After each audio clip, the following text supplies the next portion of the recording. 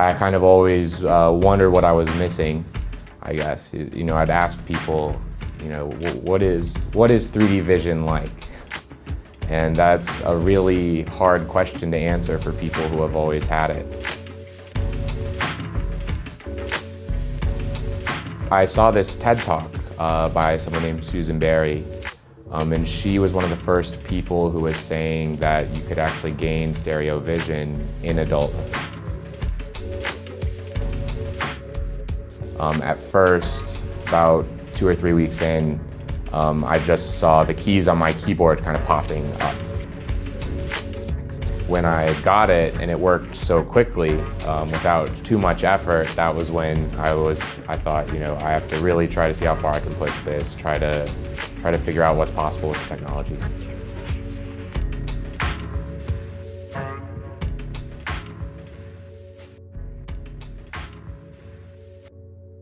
Sometimes something associated with strabismus is something called lazy eye, or the medical word is amblyopia.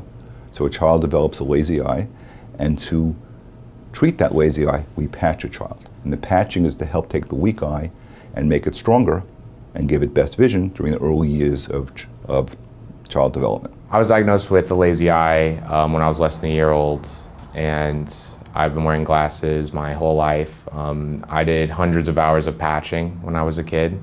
And it did end up working. When I was about 9 or 10 years old, my doctor said, you know, I was past the critical age, I was too old, and I would never be able to learn how to use my weak eye together with my strong one. Basically, the brain will often take the shortest route to the best vision. So if something's not matching up, if it's blurrier in one eye, or if the eye is off center, the brain will just only use the good eye. And so what we do is, inside virtual reality, we'll take single objects and we'll increase the signal by increasing the brightness of those objects in the weak eye, and we'll decrease the signal by decreasing the brightness in the strong eye. And that kind of tricks the brain into using the eye when normally it never would in normal seeing conditions. Our job as physicians who deal with ophthalmology strabismus problems, our goal is perfect depth perception. That's what's holy to us. That's what we look to do. So occasionally I'll prescribe, if you will, video games 4 times a day, call the doctor in 2 weeks. I'm exaggerating a little bit, but not by much.